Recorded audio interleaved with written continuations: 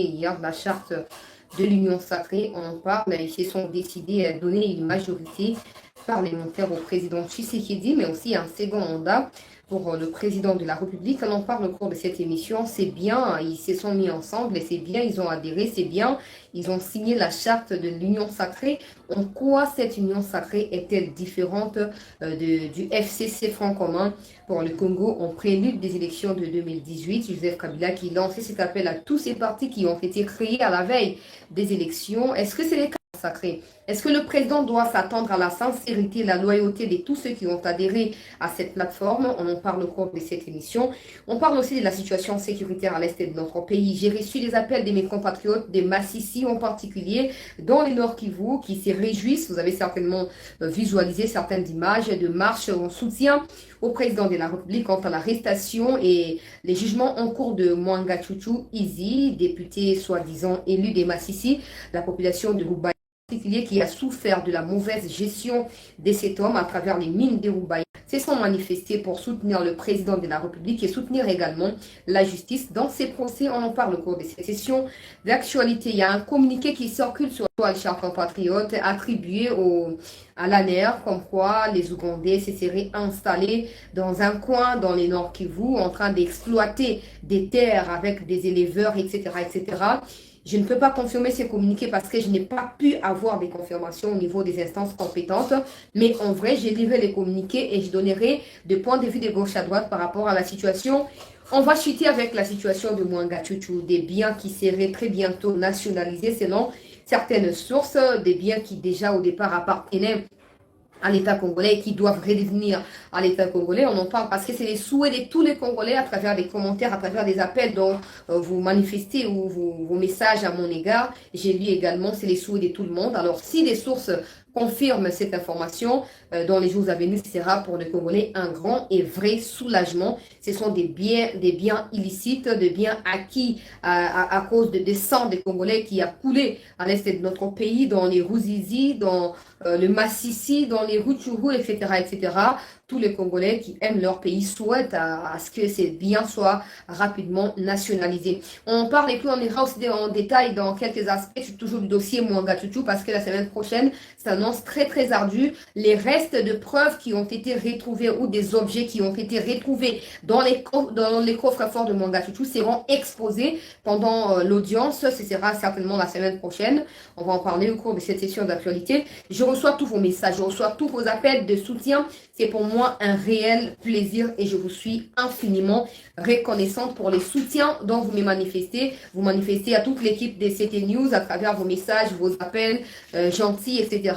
En tout cas, merci beaucoup. Tout ce que nous faisons, nous les faisons ensemble, en vous ayant dans nos têtes. Nous marchons, nous savons que nous ne sommes pas seuls. Vous êtes dans nos pensées, vous êtes avec nous, vous nous soutenez et nous marchons ensemble pour réussir à reconstruire ce grand pays qui est le Congo, longtemps courbé, longtemps détruit par des étrangers, en particulier les Rwandais. On va commencer avec ce qui se passe au Rwanda parce que, comme toujours, je reçois des appels de Bandeko ya Rwanda. Ça prouve que Bandape ba émission, ba balinga la kuna, ba yo kakamakam ba awa, ba benga ngai pour na couper sanga ba information. Ya ozo koleka na Rwanda. Na senga Bandeko to partager déjà émission, to tia ba like wana pour na ko protéger ba direct na biso, to partager émission na lomba Bandeko susu o ba kotite, ba kota rapidement pour na koyeba na ko soutenir cette news. Je tiens à préciser que mon stade toujours au stade des mon stade mon très très très risquant. Pour n'avoir pas la légèreté, pour n'avoir pas banaliser en gros, je vous informe que mon compte Twitter a été suspendu. Pour ceux qui ne savent rien, hier mon compte Twitter a été suspendu. J'ai déjà retrouvé des gens qui ont signalé mon compte Twitter et n'a un niveau et un dingue moyen du macaboka on a moins mine la spiritualité kuna pour la gérer dossier wana. Ils vont pas s'en sortir comme ça. Je sais déjà des Rwandais qui se cachent derrière soi-disant des comptes Twitter congolais, mais moi ça m'inquiète pas parce que très bientôt je vais réouvrir les nouveaux comptes avec les mêmes noms et cette fois-là, moi je vais m'attaquer directement à ces gens-là physiquement ou spirituellement. Je n'ai pas le temps à perdre qu'on signaler par contre je vais pas les faire. Moi je vais prendre une autre dimension de la situation pour na que nous calé dans le domaine et continuez à signaler comme vous pouvez, mais ça ne change rien de la lutte que nous menons pour notre pays. Mon compte a été suspendu, je ne sais pas quand est-ce qu'il sera réouvert, mais ça ne m'inquiète pas, ça ne me dérange pas parce que je peux toujours en créer davantage. Il est temps pour moi de réunir quelques données qui manquent pour relancer les nouveaux comptes Twitter. Merci pour tous les soutiens, Ça, je vous l'ai dit pour que vous sachiez que la lutte, elle est noble, mais aussi elle est remplie d'embûches sur son chemin. Alors, ensemble, nous pouvons mieux faire.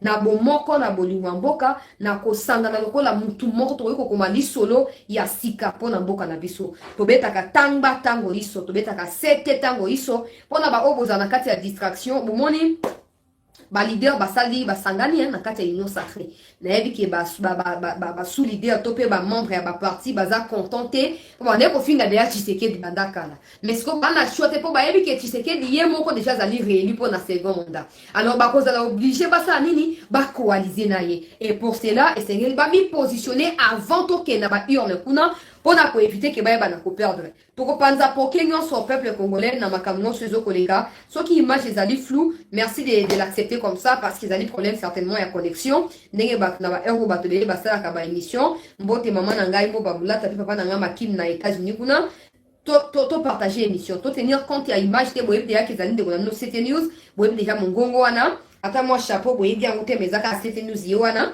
donc bo tenir ngai rigueur te par rapport ya qualité à l'image. Merci pour la compréhension.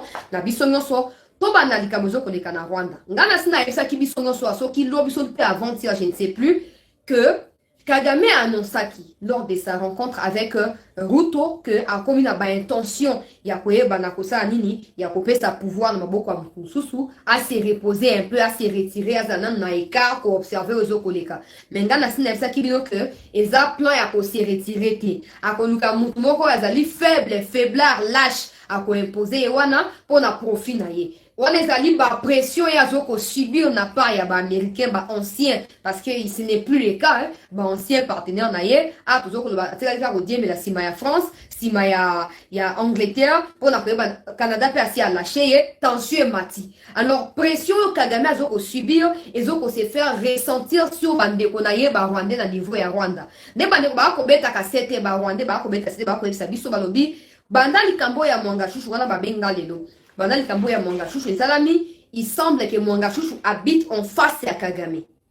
Alors, bato bazo ba sanga balobi na Kigali na centre wana bisika résidence à Kagame zali en face zali à Mwanga Chouchou na deuxième ou troisième avenue. Ba wonde ba yebi ninga bazo ko expliquer ngai. Deuxième ou troisième avenue lundi bisika ya Mwanga Chouchou ezali ba musu ba député awa. Donc baza batmo bazali ba bras droit ya Kagame, bazali ba fin stratège ya Kagame pour na kosa nini pour na kopesa ba information ozo leka na Congo. Sikoyo kwa ba kangi Mwanga Chouchou ba déstabiliser bango directement. Balobi banda kuna bango komi renforcer la sécurité. Nde ba pesa information na niveau ya Kigali balobi Kagame a renforcé ba militaire na banda kwa bato na misato Mwanga Chouchou na mi balo batikali ba député ba voisin ya Mwanga Chouchou ba renforcer sécurité bon to ete bazo banga nini po baza pa na bango ya te ke ba na kongo to ke copier bango te et en passant je vous informe à tous ici que ba résidence nyonso ya Mwanga Chouchou na Masisi na Goma na Kinshasa zali placé na résidence est surveillée so boye ba kité peut-être na bosa ko lo bango na profiter na annoncer yango pour comprendre que ba patrouille ici salamaki ba fouille stratégique na ba mikondi ya mboka et c'est salamaki pour na koyeba na ko démanteler ba club pe ba réseau ya ba mafia ya ba sorcellerie pe en tout mangoso contre RDC a tozo koloba Kagame a renforcé sécurité na ba résidence à batona misato mais ce qu'on a établi sécurité à population nenge ba renforcer wana population ala suna passage libre nenge za quitter ba comme ce qu'on ba verrouiller population comme koluka nzela mususu pour ça nini a contourner ba résidence wana pour ayeba na koleka mais inquiétude ya ba rwandais ali na niveau nini bato ba benga lelo zaka basite monse za liga moko mibali baza misato na ba o ba benga lelo na situation na balobi inquiétude na bango ezali que ba koyeba te ba osa nini au cas où eloko moko ya brisque komi là tu ni bango eloko nini ya brisque ko koma oh non ba rumeur ya bandaka la coup d'état zo continuer et même Kagame récemment il était très malade ba yoki kasa ki AVC mais ba publia ki yango na ba médiaté ba loba ki yango publiquement te ezaki ka na kati ni bango ba yoki yango à travers soi-disant bon je peux pas confirmer ça parce que ce sont des médias et lobby te bango ba population simple ba yebi yango ndengeni mais selon bango c'est que bato ba travailler kana cour du roi wana na ba palais présidentiel balobi Kagame ça qui crise ya AVC bazwa ki ba médecin na niveau ya France ba ya ki ba soigna ki na niveau ya résidence na ye et maintenant il semble aller moins ndenge ya bien pour ezaki trop tard te pour na ye ba yeba na ko secourir bien avant ndenge bazo que la Kagame za sous pression bazo banga siko bazo ke loko ekomi bango ba okende wapi nani akoyamba bango message ba yesinga esa mikonzi ya Congo ezali boye nayebi ke ezali inutile nayebi ke moto koyoka mwa kozala te po bango batika ta ko marché ko condamner Kagame te bazo komi la po moni ke danger ekomi ba luka siko bisika ya kodiembela mais na Congo place ezate to yamba bino na 59 to bino na 94 bo baluki biso lelo donc to asu na place pour na biloté Uganda pas à voisin Burundi pas à voisin OK go tenter expérience kuna bon courage na bonne chance balobi oh non bazo mona ke ba relation s'endurcir mingi kati na Congo na Rwanda mais ce qui est indine ba okende parce que pour na bango les lieux les plus sûrs pour na bango ya ko se protéger da Congo parce que na Uganda relation a bien za na Rwanda te Burundi ngabi bongo biso Congo to apena relation a bien te ote ndeko na biso ko expliquer pour to yebi ki yo za muto a vérité ko yebi sa mikondi to na posa vraiment ya sécurité ngabi sécurité ani no boluka bo na Rwanda to na Congo sécurité ani on nga soza ma ba Rwanda en tout cas na zaka très radical na saka ba semblant te ote na bibi no boluka sécurité ni bilo bo na Rwanda to na Congo sécurité ni boluka ba rassurer nga ba lobi Kagame aza en danger a outé ko la réunion en sécurité avant-hier ndenge ba yokeli il se peut que Muto ya annoncé là ki Ruto kuna ke non alinga ke na retraite atiki la mususu Muto ngweza Kabarebe ndenge bazoyoka mais ce que Kabarebe il semble que Kabarebe azasoki familier na mwasi na ye azoko hésiter pour Kabarebe une fois ndenge na yoki kuna ayaka a na Congo il semble kokutana ba M23 sans que Kagame ayeba et là on est tchake moi conflit na kati na bango mibale ce que azoko hésiter Acha Kagame te, acha plutôt Kabarebe, acha été azoko yebate. Ezoko multiplier tension, Museveni a komela ki mukanda. Ruto avant ya kutana Ruto wana. Bango na Ruto basolaki na téléphone, sinon ba média locaux kuna. Basolaki na téléphone Ruto ayebisie asala nyonso a apaiser ba tension na Congo parce qu'il se peut que mikolezoko ya ezala malamu te, pona ye Kagame. Aluka apaiser ba tension ne puisque ko apaiser ba tension veut dire ko ça na ba M23 bobo mananu moto bozo mananu sima muke sinon ce qui kamba M23 est persister Congo ko ba précaution misusu o ko tourner en mal contre ba effort ya EAC en mal contre yemoko Kagame parce que ba médias internationaux comme dia ko loba kenon Occident ainsi a lâché Occident a servir d'exemple na Afrique awapo Afrique comme na méfiance comme côté à Russie, alors les Sengeli Occident a consolidé relation na Afrique, comme qu'on a lâché ye Kagame. Population na kati ya tourmente. Pour na résumer makambo, pour ba yesina makambo belé mais na ko lo bango tout pour etalingate. Ata ba kufa kuna etalingate, ata ba rozika moto etalingate, oya nga ba no ba kufa kina kishishe, ba o ba kufa kina, ba zo kufa na ruturu kuna eza ba Rwandais, eza ba Congolais. Donc na ko za na compassion na ba Rwandais. Zomo ali kamunenge zali bango bazolo ba oh non to betla société kuna en cas de quoi tous attendent l'opportunité à combattre malako ngana esi bango ngana za ni renseignement encore mon muto à pouvoir ngana za la kapona ko la musaka nde ba ndeko nga ba kongole ba lamuka obino bolo ba na yoki kaka mais na tin nango te soki yindi bolo ba position biso na Congo yindi na to na Rwanda te ote to se to ebi yo lo baraka ndenge ba peso message au transmetaka to sengo ebisa ba mikonzi soki awe yindi to katisa kuna ngana bibo katisa nulle part biso to ndinga to mona chute ya Kagame na misto mona tourment to mona trouble na Rwanda bibo katisa wapi bo ya wapi au moins na sali semblant kwa na problème à connexion hein chers compatriotes on évolue alors ngana bandolo baboye ngana sali semblant kwa na yoki ba onde balobi mais la ligne n'a pas sa réponse awa directement. Bon, kende wapi na Congo place eza susute. Bon mi dembika so bon mi dembika. Awa place eza tenga na souhaiter bino kaka bon courage. Soki boko matami bokati na Uganda nzamba batela bomo ina bino. Soki bokati na Burundi batumba bino mobesu nzamba tumba bino biso kufi mingi.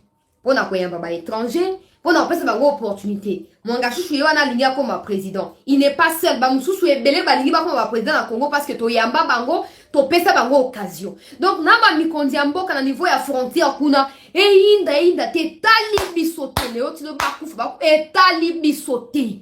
Na kishishe tango bandeko na bango ba Rwandais ya M23 ba kati mitu ya ba Congolais bango batikali ko sala marche te pona ko soutenir ba Congolais. Na Congo place ezate. So ba kanti ke M23 yaki aboma ki po a baliser chemin. Après ça, une occasion, bah, y a pour s'installer, tant qu'on va au Kima Rwanda, non, échec total. Échec lamentable. Bon, vous voyez, la Congo, Na auto vivre le o na nyosto ko mona oboya suna Congo boya na Congo te. Bokoya na Congo te. Bokende na Uganda na Burundi. Esili. To bokatsa pe na Kenya so e on etali bisote. So ni bokufa etali bisote. Donc na pesa no réponse on a pesa no ko batuno so bayoka. Place pour na bino na Congo ezate. Fatia lo baki na bino boy. Libération ya peuple rwandais ko uta na Congo. Bokongama boza ba guerrier, boza na force. To yebi ke dictature e buka bino miku wana misisa e katana. Siko bozwa bobana ya ko zomsa bolai. So boso ba gene na Congo bo mela po boko sa esprit. Boso bi agene bo meli, boko ti esprit, bo picle face à Kagame, bo longi accueilli atile nombo kana bino libre. Na Congo place ezate. Na Congo place ezate. Na tout le monde a auto monde communiquer à la vraie de la faux au monde que Rwandais ba na intention ba nilotique ba na volonté ya ko s'installer na Congo à tout prix. To ba suko ya mbabino ata na bana ko lobake ata Fati Mokonzi Mboka lobi OK ba na problème to ya babango to côté mais la Fati na dernière énergie. To côté mais la Fati pour Fati mo ko ninga tana ayebi ke azo reçu ko asseoir pleinement pouvoir na ye na quatre coins ya Congo te à cause ya ba Rwandais ba Ougandais pe ba Burundais o ba infiltré biso. Le président le sait très bien. Aruzasu risque était le quoi Laurent Désiré, le quoi Mobutu Seseko, aya masusu ba étranger, après ça ba mo belé à exploiter et ko sala maté.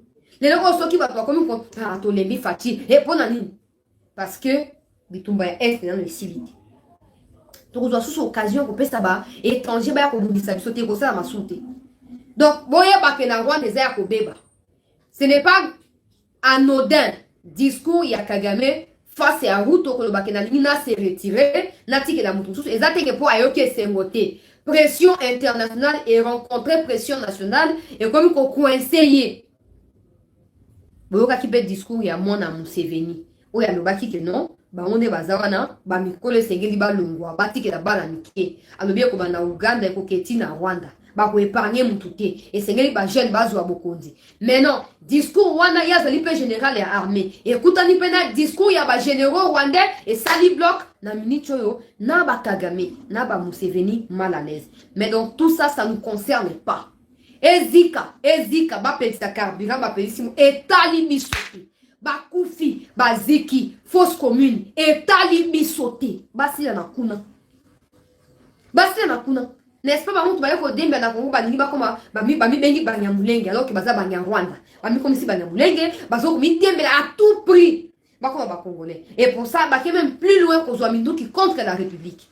Tolo bate poto aba umbu na se aba Rwandais mboka ba koko na bango likambo zati basa o bango balingi te soki ba kozika kuna na Kagame na bango basila na kuna etali bisote soki enfer ko kita na Rwanda ekita e kozwa Congo te po Congo eza paradis e kozwa Congo te e kozwa bisote donc bino bato benga kingai en tout cas naza désolé hein pour bokanisa ki lokwana yoka kibino même oya nga réponse na pesi yango wana na bato bazo landa na yeki baza d'accord na ngai bobongama soki ko inda inda kuna etali bisote biso pe inda te 97 94 d'abord indi 97 indi Mobutu ake 2001 indi Kabila 2018 indi biso inda ka to kata ka wan to piklaka hein mando mama lité beta maka ma kofi tout maka après to zo stabilité so pour la vidéo la première fois on a vu na boko mona insécurité banda en plein Kigali à bonne chance hein, et beaucoup de courage.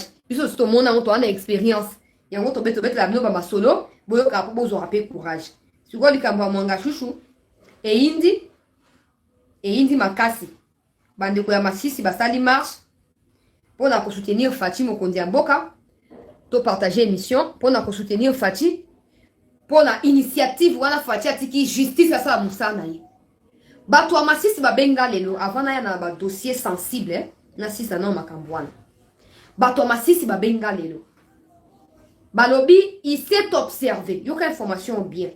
Il s'est observé depuis presque un mois maintenant départ ya ba Rwandais ya Masisi vers le Rwanda. Il s'est observé ces mouvements là. Au moment qui vidéo na bango ba de ba diffuser yango. Alors partout na tchaki bato ba commenter. Un mouvement populaire, bato ba to se déplacer de Masisi vers le Rwanda. On a qu'on comprendre té. Bande na biso ba congolais des pères et des mères na Masisi, on a qu'on comprendre té. Mais ba benga pas na deux personnes. o bazali habitant ya Masisi bandaka émission ndenge balobi bazaka balingaka basoutenir nga bayebi nini bakoki kosala te nzambe akontinue kobatela nga basambela mpo na ngai merci mpo na bapriere na bino mais information bapesi ngai eza nini mpo na partage awa barwandais bakomi kolongwa bango moko Masisi bakende Rwanda yoka très bien nga nalobaka kaka dossier ya Mwanga Chouchou nzambe asunga biso peut-être que mokongo mosusu oyo sikoyo akodeside ke bon à partir ya lelo RTNC direct botalaka yango bino moko mokolo wana nde bokocomprendre danger au pays ebandaki kocourir derrière likambo ya Mwanga Chouchou oyo grand frère na ngai député Daniel Mbawa ayebisi ngai alobi chancela ma sœur towela $20 na Mwanga Chouchou na kati ya parlement mboso akoloba bozwa 10 000 bokabola ba 1000 francs mpo futa transport ye mpe akoya kozwa 1000 francs basemblant azokosala banda bakangi ye Masisi ezali complètement déstabilisé bon tout langa pourquoi parce que Mwanga Chouchou pour tout vous dire peut-être que c'est risquant pour moi mais pour tout vous dire Mwanga Chouchou gérer et la politique et la sociale et la économie et le développement 95% ya Masisi ezalaki géré na ye à partir ya Rubaya oyo ezalaki lokwa base na yoka très bien likambo à partir ya Rubaya abandaki kogere Masisi na mobimba nango trafic ya barwandais bazokota nini tout ça barwandais bakomwa bisika ebele il semble na kati ya baarmée na kati ya ba FARDC na kati ya ba PNC surtout et puis balobi même que il semble que bagarde ya entreprise na ye wana na base nango na niveau ya Rubaya bazali presque 100% barwandais bagarde wana nyonso banda bakangi ye tango justice ya mboka oyo ezokosala mosala kitoko jusque là batindi batu bake kozwa batémoin oculaire batémoin direct ya dossier wana na niveau ya Masisi oyo ezali directement batravailleur na ye na société na ye bazwi une trentaine de têtes baye na bango na Kisasa bakocomparaître au fur et à mesure baaudience ezokose poursuivre barwandais tout bazalaki couvert na présence ya Mwanga Chouchou na présence ya gestion ya Mwanga Chouchou na Masisi balobi awa tozomona danger komi kopusana toluka position et tozokoloba bakomi kokima bango moko bakomi kokende bango moko male bazokolongwa na Masisi direction par Rutshuru mais Rwanda po basuna couverture moko te balobi ondenge bazokela makambo yango isepe ke Mwanga Chouchou azonga suna Masisi kuna te atikaka na Kisasa wa bango bazobanga na bango bakei ezata ya sonza bazwa lokumu bandeko babenga balobi tindenge ba manifester na vidéo pour monaki bato mosusu peut-être bomoni yango te na koprofite na lakisa bino to partager émission mpona bandeko mosusu bakota na profite na lakisa bino vidéo wana balobi jamais batikaka kozwa mot les vrais congolais na Masisi jamais batikaka kozwa mot face ya barwandais na niveau ya bainstitution nyonso ezala étatique ezala ya société tout ça na Masisi parce que babandaki kobanga Mwanga Chouchou ti bazwi courage ya komanifester c'est parce que ils se sont sentis soulagés certainement au moment qui vidéo na ba média ebele marche pacifique ambayo inapitikana hapa sehemu za Rubaya.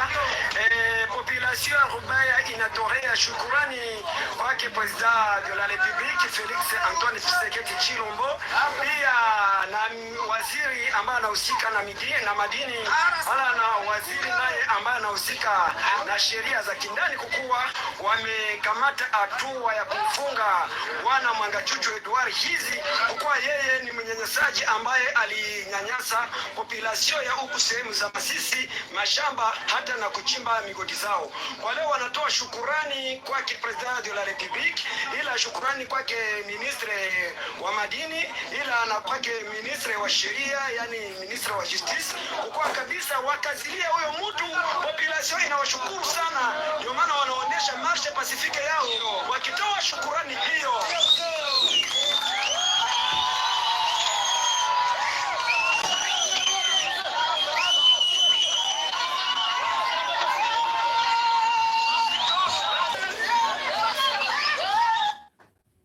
Certainement, bon, on a qui déjà ma vidéo na ma page na même na chaîne na sina posta qui en banda lobby je crois na avant midi wana. Ba ebi Singapour. Ba lobby tindongo moni vidéo na to tindeli onet to partager tout ça ba bazo ko diffuser en gros et ça parce que to komi na sécurité. Banda ba kangi to komi sentir na sécurité. Puis to komi sentir pas na biso moko. Poto banda ko banga ils me disent ça la vérité banda ko banga yi. Bah quitter ce qu'il peut faire à tout moment. Bah ça na kati ya kobanga ba ko agir sans approbation na ye et surtout ba ko dénoncer makambo na ye ya mabete. Bah zo ko remercier Aner. Il y a Kinshasa, il y a Nord Kivu, oh bandimi ko coopérer na population pour na koyeba na ko démasquer ye na mobimba na yango. Banda bakanga ye ba yebisanga banda bakanga ye sécurité comment. Ndenge zaki liboso ba vande bazo kota ndenge balingi basali bilanga ba osa ba pâturage na bonde balingi ba banda bakanga ye bakoma na kimia ba vande ba bilanga comme ko diminuer ba musu bazo ki ba nani ba vache na bango bazui direction ya nini ya Rutshuru ba yebi sikote ba oke na Rutshuru to ba oke nde Rwanda mbala moko ba yebi singa ba bina yebi sa mokonzi ya mboka boy na zolo ba mokonzi ya mboka na respect na zana ngo pona président de la République pona institution président de la République pour la bamikonzinyo sur un boka na mosala kitoko bango bazo kosala ba esinga na sa président boy. Le président peut compter sur eux pour la réélection na ye na niveau ya Masisi en termes ya territoire. O ezali information na ko transmettre soki bato union sacrée ba na émission wa ba na émission ba sa mokonzi mboka Fachi était en vrai le président n'a pas fait arrêter Mwanga Chouchou. En vrai, parce qu'il y aura des gens qui vont confondre les histoires ici. Par le moment, c'est que Fatih non, Fatih a kangi si était. Fatih pas kangi était. Mais état des droits au Fatih a zoko prôné. Ne epesi justice possibilité ya ko tia maboko likolo na ye pona ko dévoiler ba secret nyonso o e batami na mkongo wana. Ba comparution ko sama na mobanga na binote. Ba comparution e ko simbate. Pour union sacrée d'ailleurs et ko collaborer na justice ya mboka pour na kosa nini ko démanteler club wana nyonso ba mafieux. Bande ko masisi balobi boye. Pour na bato de pes boyo ka déjà pour na balobi na Rubaya drapeau a de pes bati yango lelo. Na ko transmettre l'information sur ba pesindai bino ne bosa nango obomoni. Balobi drapeau bande ko flotter te ezaki ba drapeau ba PPRD ata drapeau ya mboka e amoko ba M22 bande ko déchirer yango ba wande bande ko déchirer yango mais banda ba kwangi bakangi Mwanga Chouchou Rubaya drapeau et pepi lisusu pas seulement drapeau et pepi mais drapeau ya UDPS loko la parti politique bati yango. Ce n'est pas l'idéal mais ça prouve quand même par rapport à UDPS c'est pas l'idéal. Les drapeaux du Congo par contre c'est l'idéal. Mais ce que tant bati drapeau ça prouve pour na bango ça prouve qu'il y a des avancées. Il y a des avancées considérables. Et pour ça, on a annoncé ils soutiennent la justice, la haute cour militaire, à compter sur le soutien à la population à Massissi. Il y a des bosso. Président de la République a compter sur la population à Massissi pour la réélection na niveau ya élection présidentielle à 2023. Et en plus de ça, le président na wezala ki oh non makamba tribalisme ba sentir que président lingi bango président na bosenga kimia ekota kuna na ndenge ya solo popo na bango Mwanga Chouchou azali mutu oyo selon bango azaki mutu moko intouchable boko ko simba ete bo simbi ezali Rwanda na Museveni basangani nde yango bolingi bo simba na bandambo ba occidentaux mais sikolo kwa justice ya état de droit ya mwa mkewe banda wana etie maboko likolo na ye pona bango bamoni lumière o batika ko mona te selon bango voile se déchirer et banda ko croire que muto kwa Mwanga Chouchou pona bango bazo bananga babi Mwanga Chouchou est plus puissant que bato de no mona na Kinshasa kuna bino bozo lengela o telle autorité mais Mwanga Chouchou sécurité na ye protection na ye ba bien na ye il est plus puissant que bato ebele na bino na Kinshasa kuna lelo o lokwa bakangi ye ata verdict ekoite et ni ko lakisa que ba plus puissant ya lobby ba koza ba faible lelo mokonzi ya mboka tozo ko soutenir ye désormais na comprendre le monde abi ah c'est que bato ba un peu dubitatif ba te ba soutenir Fati ba soutenir te ba boya ye ba linga ye ba te mais so ba komi ko mona mo misale komi ko salama yango tozi engagement ya ko sala nini ko retransmettre ka ba image na bato nyonso ta bande kwa Masisi na tindel bango image lelo brut bango ba monter basomba te po bango apesa penga ba information na tindel bango ba kende ba tia na TV so ba tia nini ba tia batala po bango ba la que procès comme na RTNC mais peut-être par rapport à la sensibilité à dossier ni qu'on va décider autrement mais et qu'on empêcher biso ba médiaté to retransmettre ba information ou ezali vrai authentique auto au niveau ya dossier wana na tindel bango ba image na ba application ka ndenge zaka na tindel bango comme ça bango batala kuna po esengo bazana ngona comprendre te ba na kati esengo moko boye bango mazoe ba ko expliquer yango te mais sengel to appuyer bango toi après on va comprendre que non Fati zaka malobate ya mabeto ko dénoncer mais ya malamu si tu na kambo tali état de droit ata bato musu ba yiba leo ba konsoli ba na mboka oyo tozali kaka dubitatif tozali kaka très hésitant tozali kaka na kati ya ba doute que bato ba kosala mieux que o basaki il y a quelques jours ou quelques années en arrière tozali kaka na kati ya hésitation et ate po batie bango soki nani to bana bango ko soutenir bango to kosala ngote parce que toi bazana ba dette morale vis-à-vis na biso mais likambo ya mwanga chouchou bandeko na biso ya masisi bazali très soulagé ezali message babina transmettre na mikondi na transmettre yango ndenge bapesi nga sans kobakisa sans kolongola bakovote Fati pour na second mandat balobi bakosala nyonso bakende kose faire enrôler pour banda mwanga chouchou alongwe moi makambo ya barolme komi ko avancer. Maintenant je me pose la question mwanga chouchou bandeko bloquer la machine à voter. Je ne pense pas. Peut-être que bango basala nini ba exagérer mais bon c'est ça. O bango balobi ndenge na transmettre o etikali wana mikondi ya mboka bakoki kokeko vérifier yango bango moko. Bon courage na bandeko ya masisi o bapesi mpe nga information ete barésidence na entreprise ezali sikoyo sécurisé na garde républicaine moko ya banouvelle ya malamu esengeli esoulage bakongolais yango wana mpona bosolo bandeko na nga vérité eza ke na ye Sussman Robert wana oyo azolobaki azali mokolo entreprise ya SMB oyo mwanga chouchou akendeki kochange mikanda ye mpe asomba yango maboko ya leta te mpo toyebi so nyonso bamindele na badame Getler na banani bango tout bayaki koprofite na occasion ya situation ya 97-98 insécurité po basala nini basimplanter paisiblement basala baentreprise ye Getler ayaka mpo akoma osomba badiamant na Belgique akoma na Congo ndenge nini mpo bakongolais bamema ye na kati ya situation ya trouble balobi oyo te kuna insécurité ezali kuna koprofite kosala makambo malamu e aye asala nini abrade peur akotisi bainvestissement lelo oyo akoma incontournable na makambo bamini na bango na bamwanga chouchou bazali na kati ya liste moko obakisi Sussman wana. Donc, la vérité, c'est que les entreprises, tout ce qu'il y a au mwanga chouchou international, au bonaboué, et qu'aux zones à maboko à l'état congolais. Bokanga bien ma kamnabobi. Et ça va bien à l'état, basoma wapi. Basoma terrain wapi. Bana mikanda, basoma tant on le rend des koti. Pour la petite histoire, pour la mousabatuna non, boni wamboka na bango. Tant on le rend des koti n'avait pas le contrôle à 4 coins à Congo. Allez vous renseigner. Il n'avait pas le contrôle à 4 coins à Congo. C'est ça qui a facilité la tâche de l'infiltration. Il avait tellement confiance dans Bato Basunga qui a comme un pouvoir. Basuka qui est à Ouvira Kuna. Banya Rwanda, Banya Mulenge, Basuka qui est déjà Kuna. Babalé d'ailleurs qu'on soit contrôle. Il y a ma belle à Congo sans que Batia Bango le corps Bamikondi de manière officielle. Bango ba Sussman na ba mwanga chouchou ba profiter na kati ya fragilité wana ba s'approprier ba terre congolaise ba s'approprier ba richesse congolaise et le ba lingi ba faire prévaloir yango te ezali bien ya mutu tel ezali bien mutu ezate nyonso ezali à l'état congolais mwanga chouchou ane eloko te na makambo wana tu ane eloko te ezali mabele na ye na Sussman na ye asengi ke ote bapesa ye quand même à exploiter le temps à récupérer quelques bénéfices na investissement na ye à départ tala mwanga chouchou esengelaki apurger na peine o bakondonaki ye face ya bafalsification ya badonnées oyo Sussman akendeki kofunda ye donc Sussman eloko ya liboso kozala a obtenir nanu condamnation to mpe emprisonnement ya mwanga chouchou par rapport ya dossier au basamisaki na Belgique na États-Unis à l'époque. Et tant on commence à dire que on va minérer tout ça l'État congolais a décidé. L'État congolais a décidé.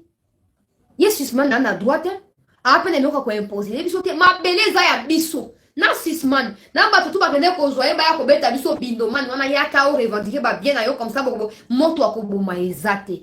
Tous ces biens-là appartiennent à l'État congolais. Jusqu'à ce que vous prouviez aux yeux du monde que vos Sombaka Mabele, à l'époque, le roi des Îles n'avait même pas de gouvernement. Ça, c'est pour votre gouvernement. Il n'avait pas de gouvernement. Il n'avait pas le pouvoir. L'autorité à l'État nous restaurer. Si vous avez bien 98, vous avez RCD Gomes appelle sa moto. Rwanda appelle sa moto. Ouganda appelle sa moto. Mbokezali embrasé. Le roi des Îles a recruté dans le stade à Kamanyola. Awa. Batubaya bakot na kati ya armée pour na kobenga na Rwanda. Oh ya memaki. Tango ya fiko zwa bokondi. Bino Sussman. Na mwanga chuchu. Na kati wana bozaki banani. Hein? Bozaki banani Po boya kozwa rubaya mobimba boko misango borna bino. Non. Yango moni bandeko nanga to koko bekolo ba nyonso to ba na mboka na biso spectacle, théâtre tout ça. Mais sauf aux occasions, il y a autant de articles à médias internationaux parce que les médias internationaux sont manipulés en hauteur. Bon, bah kinga na za banga ba ba zo futa peut-être na pouvoir pour na loba malam on a respect na ndimi. Na pesa biloka raison. Mais bon qu'il y a des médias internationaux ils toujours derrière ba Rwandais. Beaucoup comprendre que likambu oyo mwanga chouchou zali enrichissement illicite. Eza babilo qu'on a été.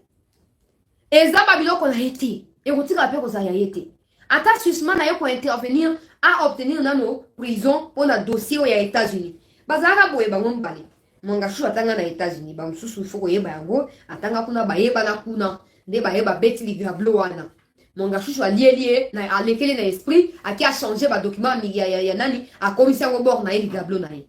A sali ba o a sali a côté na CNDP na RCD Goma CNDP M23 pour à étendre horizon et influence na ye likolo ya domaine minier na Congo a créer ba entreprise o e côté na conflit d'intérêt na ba entreprise ya l'état congolais bango baza na base ya fragilisation ya Jekamine Miba etc a ma boite na ba ki yango même pas likambo ko lenga te bando kama sisi ba tuko pesa na information ba obi SMB wana Masisi ezali déjà encerclé, gardé par la garde républicaine. Ba kota susu, ba ya kosa suma mde ba mesane kosa. Ba travailleur tout 15% ba tikali kuna 95% ba wana ba mimba on avion. Ya ofele ba musuma ba ti avion ya liboso ya ofele ba yeki sasa. Ba témoin oculaire, ya magouille, ya trafic d'influence, ya réseau, ya mafia kuna na rubaya ba yena ba.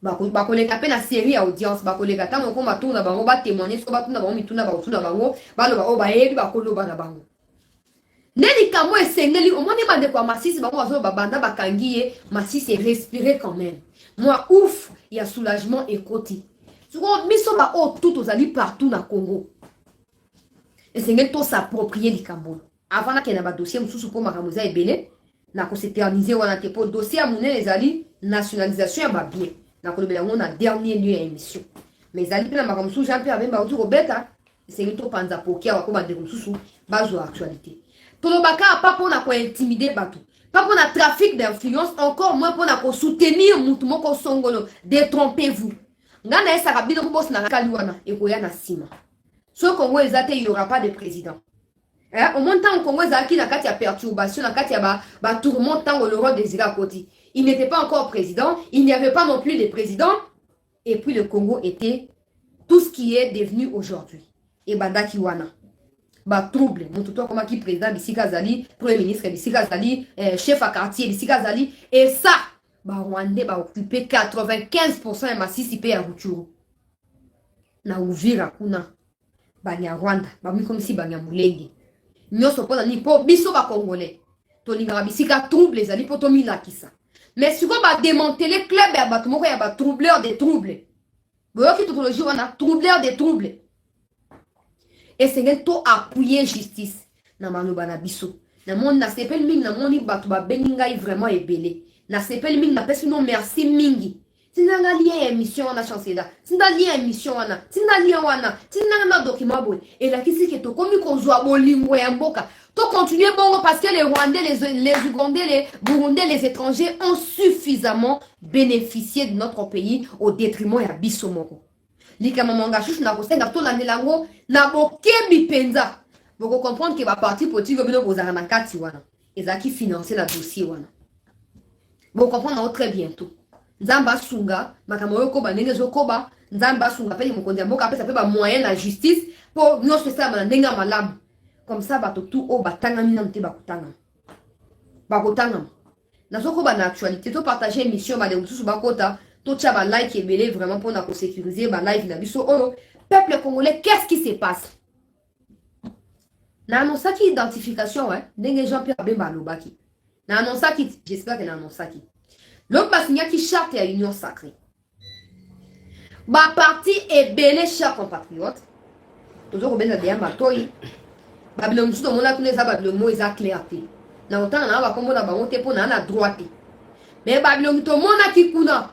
baya komi bata masima ya union sacrée to ko beta sete pour le problème zaki na kabila zaki na temps ya ko fouiller batu te azaki na temps ya ko répertorier te na za étranger na za congolais te asangisa ki batu nyonso ba rwandais ba ougandais ba burundais ba kenyan ba somalien ba érythréen ba motu basaki bloc na kati ya FCC et kabila lelo oyo bango bakomi kokima ye ba abandonner kabila bakomi na coin na bango bakomi koluka kote ma ezotiola awa baye na union sacrée mokonzi ya mboka yo ndo ozali initiateur ya union sacrée yo ozali visionnaire porteur ya vision ya union sacrée toye kobeta sete population congolaise aza déjà na kati ya baquestionnement bato oyo bakoti union sacrée est-ce que vous vérifiez que baza bacongolais pour vérité choquer mais c'est ça la vérité.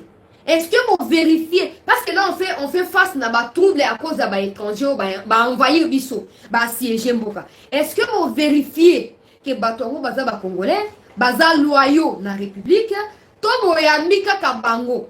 Wana kutu président zate po président zate kuna kezaki ka ndeko Mboso ndeko Bahati ndeko Igwe na ba omususu wana. Est-ce que vous vérifiez que bazali vraiment engagés de manière réelle pour sécuriser Mboka? Pour travailler pour la Mboka, tout le monde a pour la majorité dans l'élection, il y a président, il y a parlement. Là, ça n'a pas choqué. Pour les liaison, c'est une union sacrée au Badera Kilobi, na identification au Bemba Lobby la Katia armée. Pour en tout cas M23, vous avez sous Sangabitumba. Vous avez mais bon, vous n'avez pas de Sangabitumba zate. Sangabitumba zate.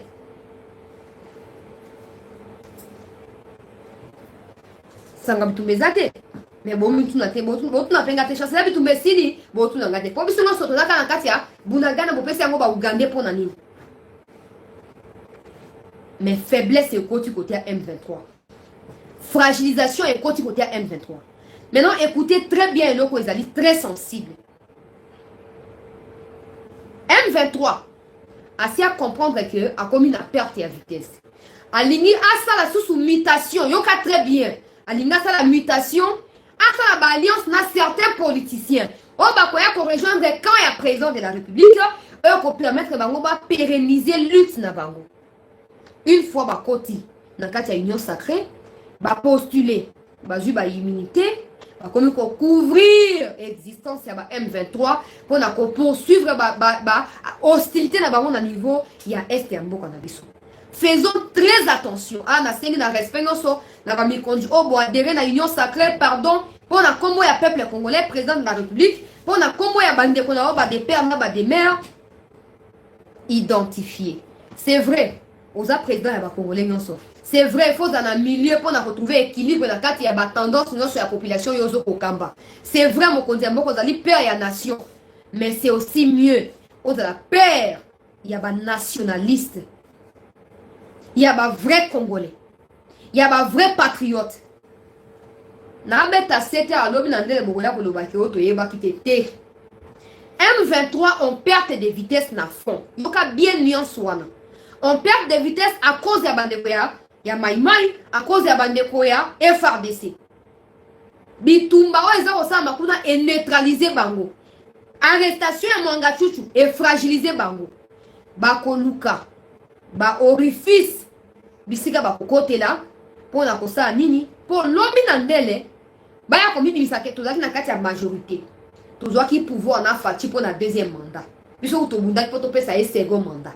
Donc ça qui est député dans kati ya parlement wana ne pesi occasion ko diriger mboka pour na deuxième mandat na ye bon boya biso ndenge nini to longo ba congolais ka siko au départ quand to kona na sacré bon ba kiso ba congolais siko to pesi boko mo benga la biso et ko simba te il faut to revendiquer boko du to pesa ki ba minduki makambe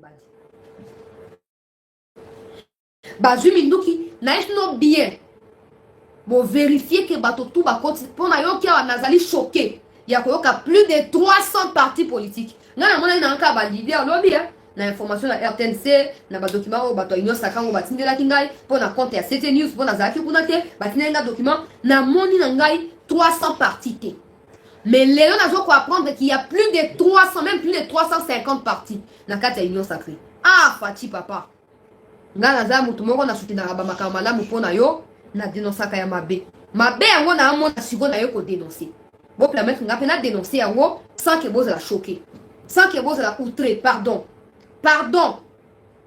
omoni Kabila eloko asaki erreur asaki yango wana akamati o te tosali FCC toya topesa Shadari majorité ni Shadari devenu président encore moins majorité yango ya lokuta wana et existait même pas pendant législature mobimba na 2 premières années ya Fachi ba neutraliser bango ba vrai leader nango ba Mende ba Atundu ba wana tout ba bomonaki député onani Mugabo Mugabo azaki gouverneur na Kivu kuna bango to bazali na union sacré lobby bomoni police bo sangane sunga kate il faut ko tamiser na no ba awa na bideke muto ayebi singa likamute na bideke ngape na yebi likamote ezaka réflexion na ko pousser pour ba mikondi ba se réveiller évitons de nous faire piéger ba M23 ba ko luka refuge quelque part ba ko ya ba okota soi-disant si ma ba leader ko ba ke ko signer charte kuna bino boyebi kaka non ezali mutu tel parti tel nzoka parti yango ezala financer na ba minéraux M23 bomelaka ba congolais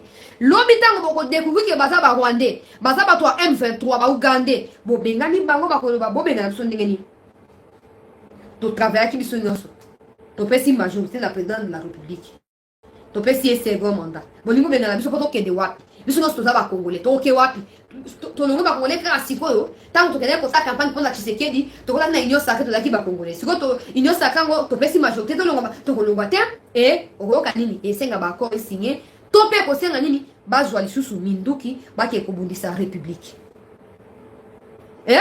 ça vous coûte rien présidium ya union sacrée ça ne vous coûte absolument rien pour vous identifier bato tout o bakoti wana po bilo musuno mone za bilo moza clarté bilongi to moni wana za clarté et puis eloko musuno za choquant ezali nini vous ne savez pas ce qui Kabila tindi bango baya ko fragiliser bilo bozwi bango bokotisi bango na kati ya présidium bokotisi bango boy omoni Kabila amutu ye mutu asali bakoma o bakomi wana lelo bakomi ko trahir ye ba ye kotia Fachi pona ko kamsika ma ezochola est-ce que Kabila kota no na miso est-ce que kotika bilo ki à force à kosangisa biloko diarrhée epesa maka bite kute kuma tembele bite kuma fumbwa musunyangulu musunya ya soso nani pondu diarrhée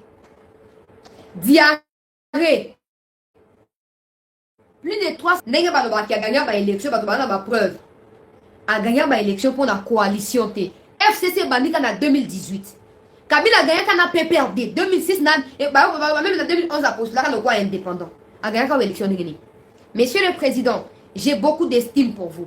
Et je sais que vous combattez pour la paix au Congo. Je sais surtout que vous avez une lutte, vous avez une vision. Oh, mais ne vous laissez pas influencer par des gens qui ont l'habitude de s'engager. Ne vous laissez pas imposer trop tard. Qui cette fois dans Kinshasa et Sili. Et si ton et Sili. Union sacrée comme à tout qui tombe sur l'île au Bokokundi la batou, il y a basum, il y a la thé. Union sacrée, ça dit c'est à ma belette au bateau, il y a basum qui va kotaka, il y a bon Union sacrée, faut être tamisé. Banani va mériter, banani va mériter. Nabi bien 2006, Kabila Gagné qui bénéficie qu'on a perdu à Pam. On a pour ça la coalition, on a pour ça l'alliance.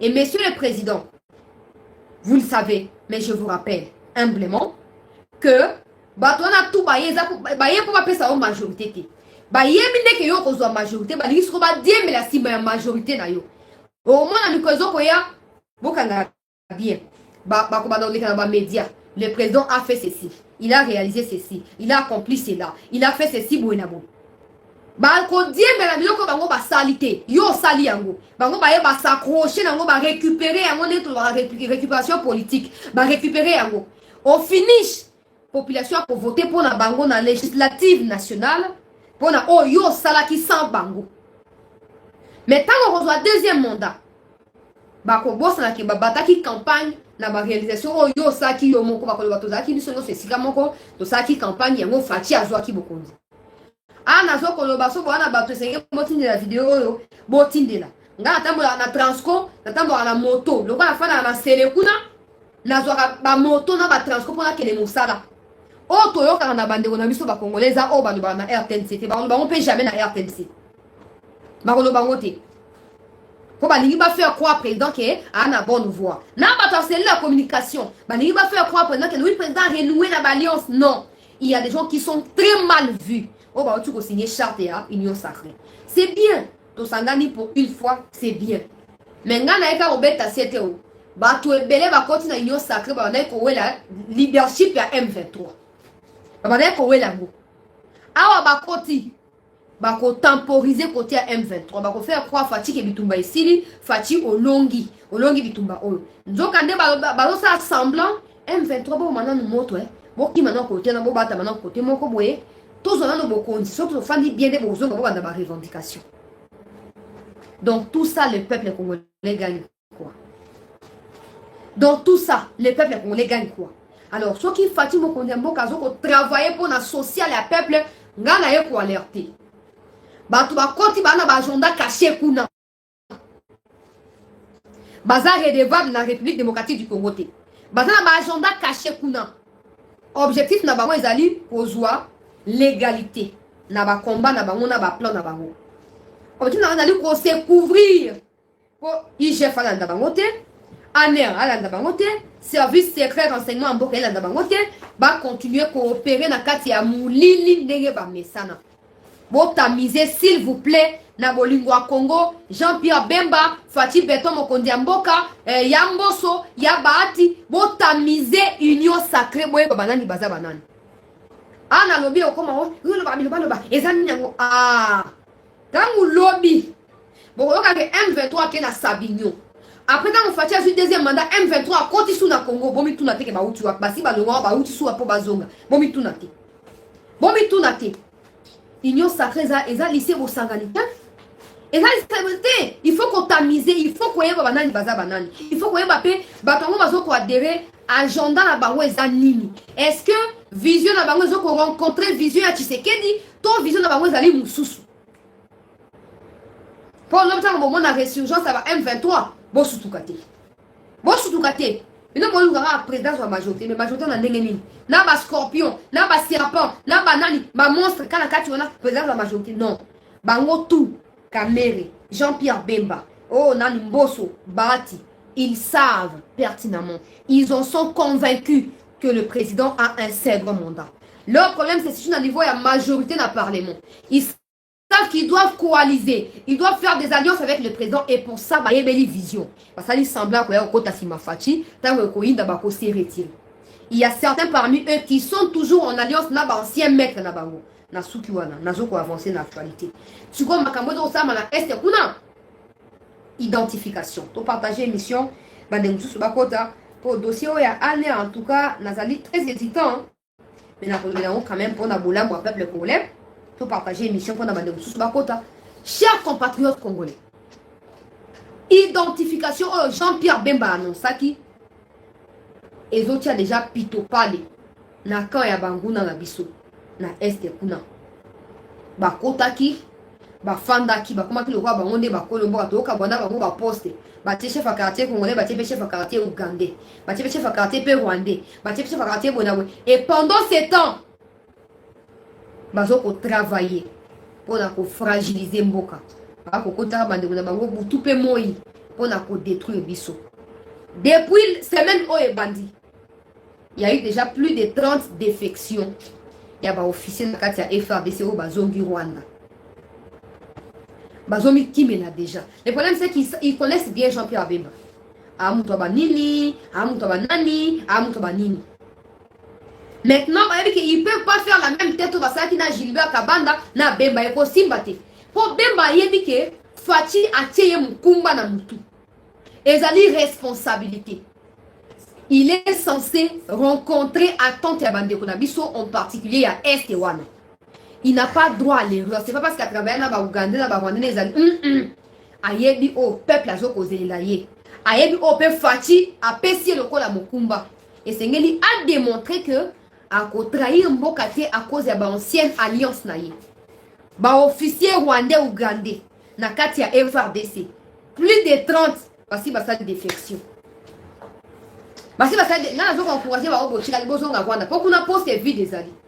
Kagame a posté à ta confiance. Le roi bino aussi pour servir pendant plusieurs années au Congo, a confiance na bino. Bon kende kuna. Bon kende pa na epo na Congo e ko inda nango. E ko inda mabe. Plus de 30 officiers basi balongwe. Bakei. Na nous coûte identification on va lancer début nango te. Basi ba milongwe. Bon tango ba banda identification. Tango ko banda oui, bemba akiti na terrain identification e bandi. Libe bali bonga. À l'occasion, où est la révélation à couper ça. Avant de continuer. Na tango a Mobutu. Tango Mobutu a commis na supermarché à Souka. Na tango Laurent Bazon il a négocié. Il y avait une base militaire, il y avait américain na Est Wana. Bon qui est aussi renseigné. Il y avait une base militaire, il y avait américain na Est Wana. On dit à montagne, on a tout basé la base militaire. Si on a l'élo au Mokondambo Kafachi, tu as la confiance à mon tout pour mais jusqu'à ce que Russie a pressé Bango. Donc la Russie a donc présidé Conseil de sécurité à ONU. Mokondambo ka na longo la quotité pour na respect na gumbi à woboye, liboso na yo papa, na kombo bandeko nanga tout ba congolais. Zoua, résolution à Sika, à travers Russie, dans le Conseil de sécurité, ont placé base militaire russe dans l'Est. Igwe. Ana kolobela le waninte. Batu o bazaki na Est, on tope na Congo, ba o ba yebi moi histoire, tout ça, bino bele boza boyebi yango très bien ko le kangai. Boyebi que base militaire américaine ezaki na Est wana. Ce qu'on a actuellement, le Occident a une méfiance vis-à-vis de la Russie. Pour accentuer la pression du Bango. Pour pousser Bango à lâcher effectivement. Et dans un laps de temps Kagame, Mokondiambo a obtenu résolution à Conseil de sécurité pour implanter base militaire russe dans l'Est de Rwanda. Au moment où Kagame a renforcé les frontières de la sécurité, a rapatrié Rwandais tout. Avant de moloba, yemoka kosenga Rwanda bazonga na Rwanda. Museveni, Ndayishimiye, bakosala la même chose. Maintenant, batwa EAC wana, bakozala contraint ya pour travailler au profit à Congo au détriment ya bandeko na bango nilotique. Nazui appelle la bandeko ya Kibumba, on va cohabiter bien na batwa EAC. Ce n'est pas une priorité pour moi. Ce n'est pas non plus une priorité pour la c'était news boyebi en gros que nous tous nous sommes contre Batoa EAC. Il faut que pour EAC et ça business il y a Occident. C'est ça la vérité. Occident doit financer EAC. Le président doit réussir à contrôler effectivement EAC. Alors s'il y a des traits on va détourner l'information, to sengi na président. Ozo résolution na conseil de sécurité, on tient base militaire na Est wana. Il y a ba russe en particulier. On a peur de s'emparer dans les occidentaux et de pousser les Bango ba retirer EAC na Congo, ba retirer ba Rwandais tout na Congo. Et na minute, tu vois na Congo à cause une fois de plus souverain na vrai sens à Congo. Pour infiltration et qui? Bon, comment le roi Lidoussou, tu vois, à côté de Nia, pourquoi, côté, pourquoi, côté de Balimba, t'es Congo, c'est souverain, tu es indépendant. Tu vois qu'on dit ma fragilisation chaque jour pour été. Au moment, neti boy. On a inspiration dans Zouana et ça qu'on s'est basé dans ma cambo belé. Document est de la vraie de la faux. Bah rumeur ici bandaki bandakana. Bah on a nos besoins en côté beaucoup mais un message la routine de la bino parce que normalement ce qui me rend un peu hésitante dans le dossier c'est que Aner a communiqué boité parce que la signature il y a AG Aner a imité par des malfrats notamment de Rwandais. Au bazar ba expert na magouille na ba trafic. Alors, je ne pense pas que la signature ya deko AG Aner a comme na ya té et qu'on circuler dans un document dans les réseaux sociaux. Document est daté du 3 avril. Balobini na kati ya document. Partager émission, bande sur la quota pour soutenir biso sur les nouveaux kuna s'abonner, pour bimate 5 ou s'abonner pour soutenir biso comme libota sengeli esa nini et s'étendre davantage pour na okende liboso ya mboka na biso. To compter ka libo na binoti. Yokawa document o ezali ya ANER. Balobi nini? Balobi risque imminente de la balkanisation. Franchement, une lettre o ekomeli bakomeli mokonzi ya mboka ko circuler boete. Parce que normalement pe ako ko nango pe boete. Nga na yebi ninge sa makate. Maintenant nous avons un documentaire et un service à renseignement. Je ne pense pas que cette lettre soit crédible. Mais au moins ces communiqués ou ces messages contenus dans cette lettre doivent nous pousser à plus de réflexion. Et puis même dans la micro-diambo cannabis. Pour nani po to ebi ke ba Uganda na bakonde baza mutu moko. To zo hango na ndenge ma sekite, to zo hango kwa ma sapote. O te abon ba Rwanda Uganda baza mutu moko. Rwanda Uganda baza mutu moko. To dissocier ka bango te. Ce document balobi boy. À Monsieur le Président de la République. Nous, Jean-Hervé Mbelou Biocha, administrateur général de l'Agence nationale de renseignement ANER, conformément aux dispositions du décret-loi du 11 janvier 2003 portant création et organisation de l'Agence nationale de renseignement en sigle ANER, spécialement en ces articles, donnant informations confidentielles si après reçu des nos antennes de Bouyora et de Baswaga dans les territoires des Lubero au nord Kivu. Les troupes soudanaises et ougandaises s'affairent à installer leurs éleveurs dans des zones en complicité avec les terroristes du M23. D'intenses trafics des minéraux s'y opèrent. Risque imminent de balkanisation et partition de pays.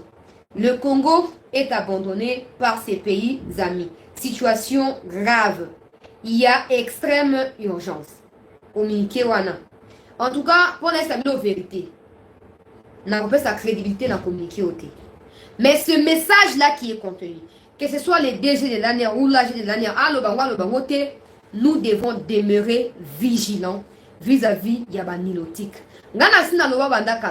Morphologie na bango ezandenge moko, on aura du mal. Ya kolobake o ya za Rwandais à M23, o ya zali Soudanais o ya ko appuyer Congo. On aura du mal. Ya ko yeba ko démasquer bango to pe ko différencier bango. Mais pour éviter que tout se faire avoir et après tout simba mutu et sengeli communiquer la vraie de la faux, mutu na mutu à maintenir vigilance. Je me rappelle encore dans le discours à 3 novembre 2022, le président de la République, Alobaki, constituons-nous un groupe de vigilance. Moi, on continue à raisonner. Et même si on a dit que l'émission, on a jingle, il y a début à l'émission, constituons-nous un groupe de vigilance. C'est bon, Bakota, Bassanini, ce qui peuple congolais. Bande onanga na niveau ya Lubero kuna bozali vigilant boko démasquer bango ko banda osata ba extrait ya ba vidéo ata bo mi filmer bino monter bo filmer ata matiti mais mungongo na bino yokana ke eta awa position eza clarté ba soudanais oyo to moni bango bien te ba ougandais to moni bango bien te to sengi na mikondi ya likolo boya na lombango avec comme trop tard to comme na dimension wana to comme na niveau wana muto akoya ko batla biso mboka ozate soki biso moto sali ya moto. Mutumo ko sang ko le kabiso moko akozala te bande ngai. Détrompons-nous. Ya konza na no bango bandaka c'est pas pour vous décourager, pour makambo EAC non. Mais na ba mikondi bango ba yuki EAC za solution te. Na bitu mboka na biso. Yango lobi na recadra ki binda ou bintu kwa keita. Pour pas na ye moko na yoki za guinéenne. Ba bien pas na ye kuna. Pour comme président faut dans un musulman. Ba koko na ba za ki ba musulman. Aux Guinéens à 100% à partir de la 4e génération. Mais regarde, moi, elle vient se taper les kilos. Il y a une compétence notoire, il y a mon discours dans le cannabis. Pour avoir la leçon et la souveraineté. Demeurons vigilants. Le discours, nous sommes autant qu'on diviser pour rien. Sauvons d'abord le Congo. Mboka est Koufa Kimingi. Mboka Bakunda Kiyango. Tose Kwisa Mboka. Ata communiquer ça en faux, ata est vrai. Mais ce message là c'est un message où il faut captiver biso nyonso. Koti ka Rwanda ko sa bilanga pa na hôtel. kotika Ougandais topé Somalien topé Soudanais aya ko sa bilanga pan eza pa na yete au moins muto sa bilanga azomi considérer pa na ye ayebi ya olongwa sikote a continuer ko sa ba faire na ye au moins oh bango baza soit disant ba passager ba ye pour la situation sécuritaire tango ko sila ba kozonga ba bandi bilanga ne makambo o bango ba banda kala ba nilotique ba rwandais o ba uta Rwanda banda 18e siècle ba be ko ya soit disant ba ye ko sa bilanga na Congo ba ye ko sa ba élevage na Congo et ba tikala ba bota banya Rwanda o ba mi comme ça banya mulenge lelo ba comme ko ba ke biso to ba congolais biso to ba congolais biso to ba congolais alors qu'ils ne le sont pas. Ils ne le sont pas. Bah, bien, très bien. Mais à cause de la naïveté et de distraction, donc on considère les Moulengue, mais ce sont des Banya Rwanda. Les Moulengue et les Banya là, ça n'existe pas au Congo. Les Banya, ça n'existe pas. Ça n'existe pas. Bazo bah préfixe, n'a pas appellation, et conforter bango na ba revendication absurde na bango. Constituons-nous en groupe de vigilance. Bon, ok. Ata eza faux communiquer, ata eza vrai communiquer, totalement bande ko na ngai ngana obaki na bato e ase bazoko ya to moni ke baye mais mukole koma mukole akozonga ndela ba ko bimela to yeba te. Évitons que ba se créer un groupe armé à Sika ou ba ko fragiliser davantage mboka na biso. Évitons ça. Évitons les kamamanga chouchou to bossa na ntango lali kanisa ngola muki kanisa ko bossa na te. Mwangashu a annoncé qui candidature na ye. Alinga postuler. Ça doit nous révolter. Ça doit nous choquer. Et réveiller l'esprit de Lumumba en nous. Mwangashu tu as postulé. Donc, quand tu as montoyelo, aélio polo aux huiles. Aélio vers amour aux yeux, ok, au voté, pour na vers amour. Mais nous, on dit à ta 2 semaines, et sili. Ok, ben, à so si bablo, on y sokuna. Mais on kamati 5 bonnes années. Il y a vie na opes na mutu oyo ako inculquer aux souffrances à vie. Ako marqué définitivement de manière négative vie na yo. Okamacho ko kabeli ya ofele. Votons utile. Votons utile. Ne va pas voter pour ça mutu à tribune na yo te. Vote parce que tu te rassuré. Je ne dis pas que ba vrai congolais to ba 100% congolais, ba za batuma ya ba sans tout. Mais l'avantage que nous avons avec les vrais Congolais, c'est que tant que vous reprendre en public, Rwanda Robenga te que vous extrader, communauté intercriminelle a s'interposer. Mais quand c'est des étrangers, au cas de négociation, ils vont dire droit de l'homme, droit international, droit de ceci. Mais quand ils sont en train de tuer au Congo, il n'y a pas de droit de l'homme. Quand ils sont en train de chercher à balkaniser le Congo, il n'y a pas de droit de l'homme. Mais quand le Congo a souveraineté, il a beaucoup pour imposer droit de l'homme et bini. Moi, si on a binda keita wana. Et c'est elle qui recadrer.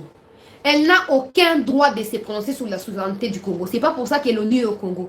Ok? Et en plus, l'ONU au Congo a faillir, a échoué, bah on s'accroché quand le quoi bandoki. Ata sonne là ti à côté quand il faut aller à Moussuniwana. Ne bango ba onusien. Ils ont quel bilan à présenter au Congo? Mais ils continuent à nous monter contre nous-mêmes. Ce qui a lobby, on a les chefs à MONUSCO à lobby. La MONUSCO n'a pas pour mandat de s'ingérer aux affaires internes de la RDC. La MONUSCO a une charte. La MONUSCO a un accord avec le Congo. Le jour où le Congo reprend sa souveraineté en main et décide de briser cette histoire d'accord avec la MONUSCO répare du territoire congolais. Et Binda Keïta n'aura plus rien à dire aux Congolais. Maintenant, MONUSCO incapable de restaurer la paix au Congo, MONUSCO quitte l'aspect sécuritaire pour s'ingérer aux affaires électorales na Congo. Et il y a encore des Congolais inconscients qui disent oui, MONUSCO n'a aucun droit. Je l'ai dit tout haut. MONUSCO, nulle part MONUSCO a un soubassement légal de pouvoir se prononcer sur les affaires électorales au Congo. Ça n'existe pas. Bon, très bien. Et Zalakate. MONUSCO a yakawa uniquement pour protéger la population congolaise par rapport à Bitumba ou Banda, na Est, na entrée à l'Europe désiré. Et si MONUSCO n'a aucun droit, il y a qu'à s'ingérer, il y a qu'à se mêler dans ma élection. Combien de temps vous avez intimidé tété? Yo ata oza batara kumba oza soki huissier soki nani receveur oza na droit ya kolema makambo na yo. Mais MONUSCO aza na droit te. MONUSCO aza na droit te. Ana droit te kana ngo banda leko kene boso MONUSCO aza na droit te. Ye Bintou Keïta ye moko pa na Guinée. Avant postuler faut à de père et de mère guinéens. Mais alinga au moins les bateaux vont récupérer en gros et ça bateau va étranger bah on va crédibiliser des marches na bango mais ce qu'on peut pas crédibiliser en gros par rapport à l'idée quoi mboka et non par rapport à étranger le là binda keita non toboya to rester en bloc bah propos ingérant il y a nani il y a bintu keita na mboka na biso et ça va nous rassurer que nous sommes sur la bonne voie. Sinon, tu as battu mon boy, nous tenons sur la route, tu as dit que chauve-souris, sur nani, il danse dans les clarté, il y a bandu qu'on y imposé. Ah ouais, où sont les opposants? Où sont les gens de la société civile? Bandali Kambamanga Chouchou Bandi. La plupart na carte na bango. Basi Balia déjà, moi oui à bango pourcentage. Ils sont maintenant dans un conflit d'intérêts. Se prononcer, ils n'ont pas de choix. Like s'il vous plaît. Commentaire pour sécuriser l'émission. Ils n'ont pas de choix. Financer la dossier. Mais ça doit nous réveiller. Biso Congolais, ça doit nous réveiller. Pour la compte na likambo ya mwanga chouchou, to partager émission. Pour la bande tout ba kota, libé bali bonga. To se yana ba opposant ba se prononcer nan. Opposition, tout le monde a livi mingi banda dossier à bandi. Bon, c'est prononcé nan, pardon. Toi, on a pour ça, il y a bon, c'est prononcé. Toi, c'est très opposition. Bon, mais tout le monde, on dirait que tout est touché à la République, mais nous, on a contre. Bon, ça pour quand on a fin ça, tu sais qu'il y a des gens qui nini, bon, missi manzaka na bino.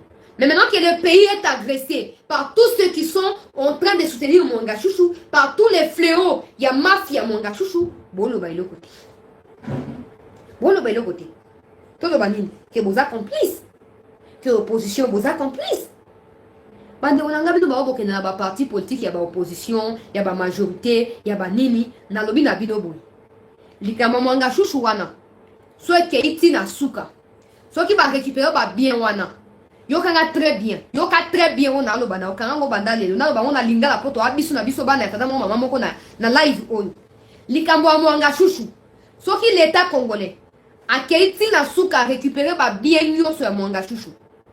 Et kozala na ba on a français normal, hein? 90% il y a coltan et à Congo. Yoka très bien. 90% il y a coltan et à Congo. Ils ont fait propriété privée. Il y a Mwanga Chouchou. Bête na Google bisika ozali. Utilité à coltan dans le monde actuel. Avant de continuer. Bête na Google. Non, c'est là bête na Google. Bête à coltan utilité dans le monde actuel. Comme on a que ba leader na bino na ba kosa kabino. Ba mon problème na ba za elonga tu sais que de ces petits bangote. Mais où est le combat idéologique bazan na côté. On a dit que Mwanga Chouchou possède 95% il y a coltan et à Congo. En lui seul. Ou à lui seul. Alors posséder 95% il y a coltan et à Mbokanabisu. Beta si on a internet coltan mosa na ezali nini. Litomba ya coltan ezali nini. Mais vos leaders vous font croire le contraire. Hein? Vos leaders là, ils disent absolument rien. Talibangote.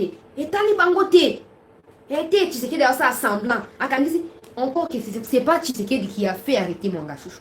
Mais pour moi, que bango ba ramena ka nyonso. Na bouc émissaire na bango, bazong si ango sou na tout à Tshisekedi. Eh, eza théâtre. Lo biso ba ko libérer. Ba libérer, ces biens là seront récupérés. L'État congolais mboka na biso ko sa nini et ko zwa sous possession toi ya eu des pèses ba on belo côté mon ki sa makina liloba Bible lobi mon ki na ebandeli ezaki lobe sali mokili oto sa mission sto kelami na liloba tango ba komi ba destiné na putulu ba souffle ba bi moto atelema na putulu moto atelemi liloba ezali na nguya ya kobongola makambo ebele. Soutien à la population congolaise. Soutien à peuple congolais où ezali victime ya ba trafic illicite nyonso ya ba minéraux pendant plusieurs années. Soutien à peuple wana na ba autorité judiciaire au bazo ko travailler na makasi na dossier oyo et ko déterminer issue ya procès. Ne nous laissons pas éparpiller. Oh, élection. Il y a qui se de voir l'ongwa kaka. Ata soki a kolongwa. Mais oh, ya sali mabe. Oh, ya sali mabe, sengeli mabe, on les a considéré le coup la mabe. N'est-ce pas bien bête la Google coltan. On dit, oh, il y a coltan, il y a cobalt. Il y a diamant. Il y a surtout or. Oh, selon certaines sources, il aurait facilité le trafic d'or pour la raffinerie à Kagame à niveau de Rwanda. En tout cas, nous avons fait sa sagesse dans l'autorité judiciaire. Nous avons fait de sorte que Bamikondi va faire des moyens. Le gouvernement a fait des moyens pour essayer pour dossier qui est de l'Ibosto dans le Mbango Penza. La comparution à témoin paye salam. Il semble que Mwanga Chouchou aurait facilité sortir à or dans le niveau de Rubaya, dans le niveau il y a plein de Rouzizi.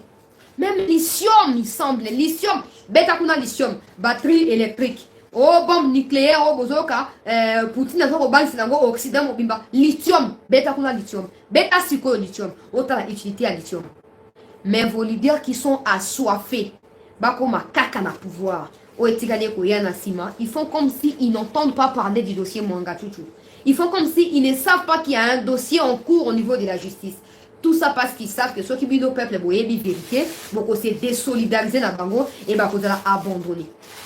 Mais vous, ne vous fiez pas dans votre discours et votre parti politique. Cherchez à connaître la vérité.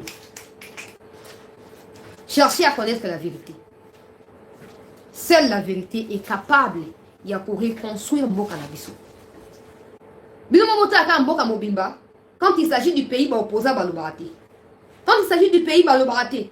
Mais quand c'est Tshisekedi qui fait une petite erreur, même une grosse erreur, il n'y a pas de problème. Waouh! Tshisekedi, traître, Ateki Mboka, Ateki Boué, Asali Boué. Mais maintenant, le pays doit courir danger pendant plus de 25 ans avec des gens de quoi Mwanga Chouchou. Et il semble même que l'initiative est pour financer, il y a bien révélation, les Émirats Arabes Unis, il y a qui pour financer construction à usine, il y a raffinerie d'or qu'on a à Rwanda. Il semble que Mwanga Chouchou serait parmi des gens qui auraient initié du lobbying auprès de Qatari pour appuyer le déficit à Kagame 7 milliards. Mwanga Chouchou ferait partie. Hein? Imaginons ça. Donc, hier, comme il a, pour Naba Qatari, c'est un député congolais, non? Il a la crédibilité à cause d'un Congolais, un homme d'affaires de surcroît, avec son entreprise minière SMB, à quel document rassuré, on a beaucoup exploité, ça a beaucoup collaboré, tout ça, pour appuyer Kagame, à ça, à ça la usine. Aujourd'hui, Kagame, à Qatar, mais regardez, il y a une suite logique dans le Cambouana. Bakati, Qatar, Kuna, Bakani, le Mwanga Chouchou, M23, Azali neutralisé, Azali traumatisé, Azali détruit, Azali affaibli. Mais les tristes incombres dans tout ça, opposant un beau Kanangai, baza ailleurs. Tshisekedi 2023, tout comme en janvier 2024, à beaucoup, à tout prix fois long, à mécarotique fois long. On a discours et opposition. Mais que dites-vous de tous ces arsenals militaires retrouvés dans les Massissi, à Goma, à Kinshasa, dans des résidences respectives, il y a Mwanga Chouchou. Qu'en dites-vous, chères autorités, il y a opposition. Bouche cousue. Nous t'en le bazate. Et il y a encore des Congolais, on va continuer. Nous trouvons des femmes à diriger biso. Oh. Makamkudu ya mabesa maleo est capable de dénoncer yango. Tant qu'on a beaucoup à soutenir yango. Pour opposition Azolinga à utiliser. Si le Congolais doit se mettre ensemble pour chasser Tshisekedi pourvu que la paix revienne. Ils sont là juste pour Congolais, les efforts qui sont fournis jusque-là par Tshisekedi pour na kosa nini pour na kotia kimia na est. Bafa ezanga notamment ba bloc belé ba EAC tout ça ezaba échec. Il y a régime par rapport à Makambuya, insécurité. Mais il y a aussi des points positifs, notamment achat de matériel militaire.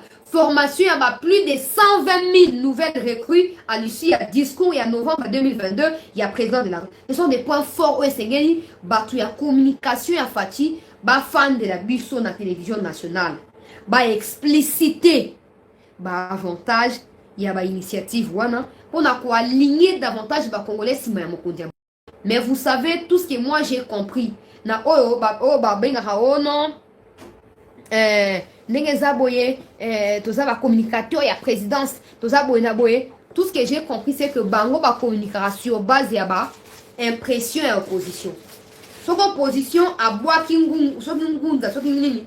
Tu sais qu'il dit, munibi, atekimbo kata kuto akabolimbo kata ba toi EAC. Ils vont revenir pour dire non à kabolimbo kata. Non. Vous ne communiquez pas en réaction aux actions de l'opposition. Vous communiquez pour faire adhérer la masse derrière vous parce que vous en avez besoin pour demeurer au pouvoir et maîtriser la gestion de la chose publique.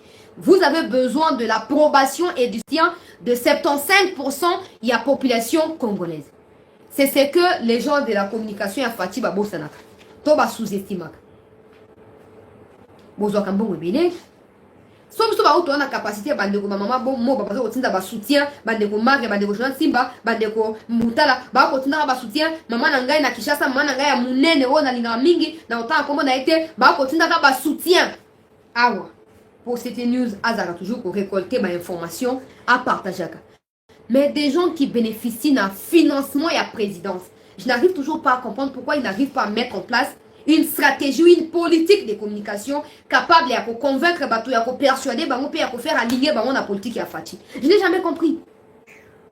Ah, il y a des efforts considérables, mais qui passent inaperçus. Pour atteindre ces accords, nous adhérons à l'Union sacrée. Nous, les Katangais, nous dénonçons l'acharnement contre tel. Nous, les Kassaïens, nous soutenons Tshisekedi. Wana chaîne nationale et Angoana. Moussa Nabagou et Angoana. Mais il y a des choses sérieuses sur quoi ils doivent travailler. Sur quoi ils doivent travailler. Mais ils ne les font pas. Dossier Mwangashush Oyo. Le pays est en danger. Tout ça, Nzambe, autorité d'Abisso. Il y a justice. Basa Moussa Nandenge Sengeli. Pour finalement, peuple a la restaurer la Katia Badouanaï. Bien à peuple de la restituer pour le peuple. À part lobbying, il semble que Mwangashush Salaki, na qualité na député national au Congo, na propriétaire ya SMB na Rubaya, Katari faut investir na Rwanda, pas au Congo. Pour la même tout au na étranger au Congo bien. Il utilise son statut de Congolais pour faire adhérer les Qataris à la vision Yakagami. Ils construisent le Rwanda pour les biens et le développement du Rwanda. En quoi le Congo, qui est source de tous ces minéraux, gagne? Rien. On gagne rien. Et en plus de ça, il est député national. Il a des émoluments, il a des primes aussi. Et quand il y a session extraordinaire, il a aussi des primes comme tout autre Congolais. Opposition à Zolo Belangote. Opposition à Zolo Belangote. Pas opposition à Linga Zongo le argument. Tu sais qu'il y a Zoko Sabino. Mwangashush wana kutu apesa kaye bambongo te. Apesa kutu tel bambongo na kati ya parti ya Fati kuna ati kabiso distraction azoko sabino. Non. Azoko sate. Poso akosa ki Mwangashush balinge bakanga pe na tango kabila. Balinge bakanga suza ki théâtre balinge bakanga pe na tango kabila. Le problème c'est que vous ne comprenez pas. Les gens pensent qu'en adhérant à l'union sacrée c'est une garantie pour eux. Non. Au contraire tant vous adhérer disponibiliser la vision à Fati à lutte contre corruption. Clientélisme, trafic d'influence, participation à un mouvement insurrectionnel, soutien à un groupe armé. Dans la carte de l'Union sacrée, on est commis exposé pour pas kangayo bien. Dans le 300 parties, on a besoin de battre, bon, sans bois. Besoin de battre. Né à moi, on a plein de non, t'es Union sacrée, vision à président de la République, son excellence. Vision son excellence, courage. Courage, vision son excellence. Bah, Kokandabino, nyonso. Si vous avez bien Mwangashush pour continuer l'actualité, et Sengeli est à la nationaliser. Certaines sources annoncent déjà qu'il se peut que dans les jours à venir, l'État congolais a s'est prononcé. Quand je parle de l'État, il ne faut pas voir le président Tshisekedi. Le président n'est pas l'État. Il ne faut pas voir le président. Le président est le chef de l'État, mais il n'est pas l'État. L'État congolais pourrait s'organiser dans les jours à venir pour nationaliser tous les biens illicitement acquis par Mwanga Chouchou. Peuple congolais. À part or, diamant, coltan, cobalt, il y a aussi certains minéraux qui ont servi. Il y a fabrication, il y a des médicaments. Échanger à Wonabani, na ba pharmacie, il semble. Il y a des entreprises, il y a des télécommunications, il y a des électronique. Nyonso Oyo, il aurait Mwanga Chouchou à son compte plutôt. Et ko sengela lo kwa azwa ki amona ndenge ya molongo te. Il faut na justifier ndenge ni azwela ki yango. Tanga ko sisa ko justifier ndenge ni azwela ki yango, l'État ko zwa yango et ye a ko piocher peine. Il y a mafia. Et sengeli, ça c'est l'urgence. Et sengeli ko nationaliser ba bien wana na lombango. Pour restituer peuple, pour remettre peuple na kati ya droit na ye. C'est plus qu'urgent. Parce que tant qu'il y aura encore de Rwandais, des Ougandais qui travailleront pour le compte de Mwanga Chouchou dans ces entreprises-là, le Congo continuera à subir l'influence étrangère pour la fragiliser. Mais si le Congo a récupéré bien na yenyonso, o bango ba yibaki, a imposé ba vrai Congolais na mutukuna, et pour permettre à ce que l'État a surveillé, a contrôlé la bien. Un seul individu ne peut pas avoir autant de biens à lui seul. Ata na bambon koleka république, ata binomo ezara wapi. Tobeta to 14 milliards, 17 milliards, 18 milliards mais à l'équibiso. Ata binomo, c'est pas que a out na mona Rwanda te.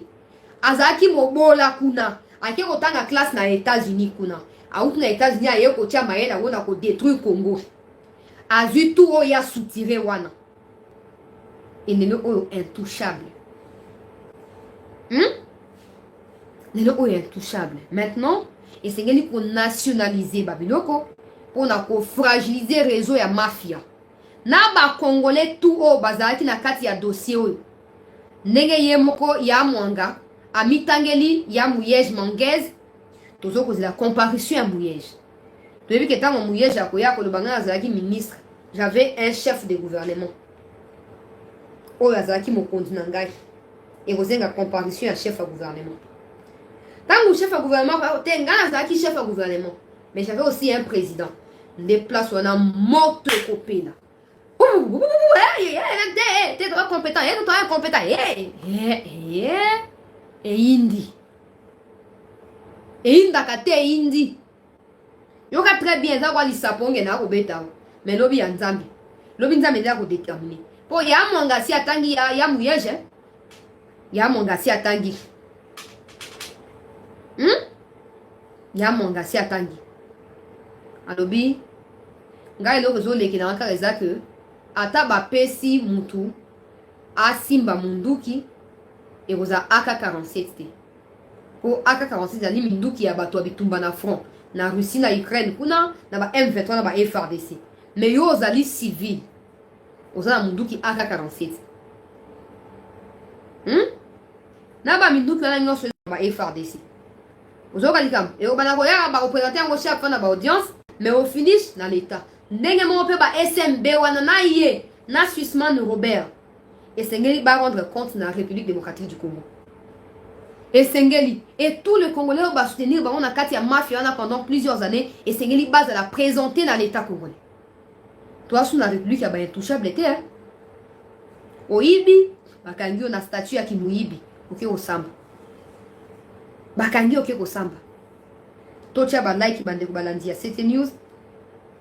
On a, pour sécuriser l'émission, Tocha j'aime vraiment, s'il vous plaît. Tosengi, les autres ont déjà, bah nungu, il y a nationalisation, il y a bah bien, tozo kozela yango na lombango po ezali moko ya biloko oyo ko soulager peuple congolais. Ezali moko ya biloko oyo e ko motiver biso na kati ya likambo oyo. Tozana bosenga to mona ngo ezonga. Toyebi ke raffinement et raccordage banini ezali ebele. Que il y a États-Unis, il y a France, il y a Angleterre, baza kuna basi. Pendant que nous avons bisika ya trouble pour pas soit disant ba ya ko investir. Mais ba ya ko investir, ba ya ko se partager. Ba ya ko maintenir trouble pour pas se partager ba bien issu ya ba trouble wana. Mais toyebi ke likambo manga chouchou oyo et ko toucher ba compartiment ebele. Il faut toucher le compartiment et belé Yamboka dans Libanda Yamboka. Mais l'État doit s'affirmer. L'État congolais doit s'affirmer. L'État congolais doit s'affirmer. Une fois de plus. C'est bien. Tozali, nakati ya État de droit, tozali État moko indépendant souverain. Nous devons nous affirmer. Bien. Mais il faut qu'on prenne le courage. Il y a quand même ça dans les occidentaux que c'est fini. On va déstabiliser. Maintenant, il faut respecter Bissau. Vous frapper n'importe où. Ce qui va condition rempli de collaborer. Ce qui va remplir, il faut que l'État arrive à ces points-là. L'État doit arriver à s'imposer. Peu importe Biden, nous devons arriver à nous imposer. Minéraux za ya bangote, za ya biso. Et ça bangote. Et personne ne peut prétendre nous intimider dans ces dossiers mwanga chouchou. Non. Yango moni na esa ba congolais boy. Si nous voulons ne plus vivre dans la carte, il y a désespoir. Parce que RTNC, jusqu'à preuve du contraire, va pour transmettre procédé. Mais au moins, biso ba média auto qui n'a pas répondu. On a ba rumeur et les belé. Banamoni batobaki ba titre, oh voici banani tout ça. Heureusement que bato belé bazo recourir quand na biso hein. Oh chancelier, yo tout le monde qui au polage vous les alignes tout ça. Mais au moins on petit titre, oh voici les contenus, il y a dossier mwanga chouchou. Ozemo na ta photo à pamba ou azo la kana émission pour mon até. Ozemo na ta ke ote bota vidéo qui azaki na posté on dire exacté. Bango tout ba olokota ba capture ya ba vidéo na biso to ko sala ya moni ba Arsenal militaire ba bimisaki eza na chaîne moko eza ya haute cour et travailler kakuna ba capturer ba komi kombo a chaîne na bango nde bango ba ozo ba bombi kombo a chaîne ba remplacer na ba kombo ba chaîne na bango na YouTube ba brandir ota biloko azo pa monga ce qui est faux. D'ailleurs que les avocats disent que non bazu ba mikanda et donc comment longa bazu na kati ya coffre ezate bazu ka asoki mbongo. Et puis il y a rien de... C'est faux. C'est faux. Mais avocat baza pour nous défendre les clients ils ne diront pas les contraires. Ils vont pas amplifier la situation non ba va apaiser bino. Mais là dans le biboy à chaque fois que ba image je nous prie pour l'amour du pays. To partager ba image on a pour na ko éveiller conscience ya ba congolais bisika tout bazwami pour na ko pousser biso. To landela lisu likolo ya lisu. Oezo koleka na kati ya dossier wana pona ko éviter que cour à ça la erreur pona ko éviter pe que mwanga chouchou azwa raison. To tia pression likolo ba mikondi. To soutenir haute cour. Pona nini pour peuple azala rétabli na kati ya ba droit na. C'est très important. Dossier oyo. Dossier oyo nzamba pesa soka bo moyi molai. Nzamba pesa bo moyi molai. Nous m'ont beaucoup découvrir que bon ça qui ba erreur ya ok na ba parti politique au boyeba qui soubassement te. Boyeba qui motivation de base te. Mais il n'est jamais trop tard. Tant que vous avez la vie, le souffle de vie, il n'est jamais trop tard. Pour que ce c'est reconduire côté mususu. Pas forcément à votre pouvoir, mais côté il y a pays, côté il y a peuple. Parce qu'au Congo, hein, les gens donnent l'impression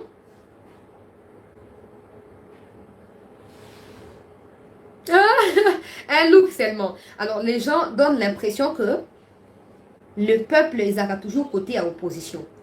En tout cas, les analyses hein, les gens ont plus l'impression que le peuple a opposition. Le peuple a simana. Non. Mais qui vote ceux qui arrivent au pouvoir sont votés par qui? Par la même population. Je vous ai toujours dit Fati akei net na bandundu bako yambaye. Muzito akei na bandundu bako yambaye. Fayulu akei, Mbosso akei, ezaka la même peuple wana ya bandundu. Nde ako yambaka respectivement ba mikonzi wana nyonso. Détrompez-vous de vous dire que la population est toujours du côté ya opposition. C'est même l'impression que ba communicateur ya Fati ba pesaka aussi. Quand ils communiquent pour faire changer d'avis l'opposition, ils oublient qu'ils doivent faire changer la vie de la population, pas l'opposition. Parce que l'opposition, on a qu'à prendre qu'on critiquer, qu'on dénoncer, qu'on bien arrondissement. Mais quand vous communiquez pour faire comprendre la population ou faire transmettre le message à la population qui vous a mandaté. L'opposition ne vous a pas envoyé à être dans la majorité. Et quand vous dépensez autant d'énergie pour faire changer d'avis l'opposition, vous reculez au lieu d'avancer. Parce que vous donnez à la population l'occasion de pouvoir écouter davantage l'opposition qui s'adresse automatiquement à la population. Je ne sais pas si je me fais comprendre. Bateau communication à Fati. Bon s'adresse à la population au lieu de s'adresser à l'opposition. L'opposition a l'objectif de fragiliser, il y a de dévier, il y a de pousser dans le cas de confusion. Mais la population a besoin de ça pour soutenir. Alors, travaillez pour la population, mais pas pour la bateau. Pour l'opposition, à s'adresser à la binoté. Alors, tu sais alors, chers compatriotes congolais, t'as la bateau à pouvoir. Azo présenter l'échec et pas la population. Et la population a adhéré. Comme il n'y a qu'une seule version auprès de la population, ils ont adhéré automatiquement à la version à opposition et bino bozali abandonne. Au moins, les amis. Donc, et pas la population et non pas l'opposition. Voilà, peuple congolais. J'espère qu'on a réussi à décrire bien. Il y a mon gars, très bientôt qu'on a nationalisé. Pour nous, on s'est travaillé déjà d'arrache-pied pour restaurer le peuple congolais. C'est comme ça que le peuple ne doit pas rester distrait ou à l'écart par rapport à la situation. Le peuple doit être au courant de tout. Le peuple doit tout suivre pour se positionner dans le malam. Pour l'obi nandele, to récupérer Oeza Yabiso. Naton di bino notre bouton di penza. Pour la fidélité na bino, peuple congolais. Pe ba commentaire na bino. Ba like na bino. To channel ba like comme ata 1000, pardon. To comme na 887 likes na YouTube. Na TikTok to comme na 6700 likes. To cha ba like na YouTube to comme na 1000 ba like. Na TikTok to comme na 10 000 ba like, c'est un problème. To cha ba like avant de clôturer l'émission.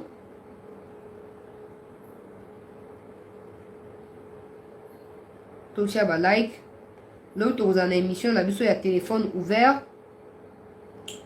To cha numéro na poko awa bozo yango déjà. Na landeli dossier moko boye coopération russo-congolaise. Nan na sisi yango te.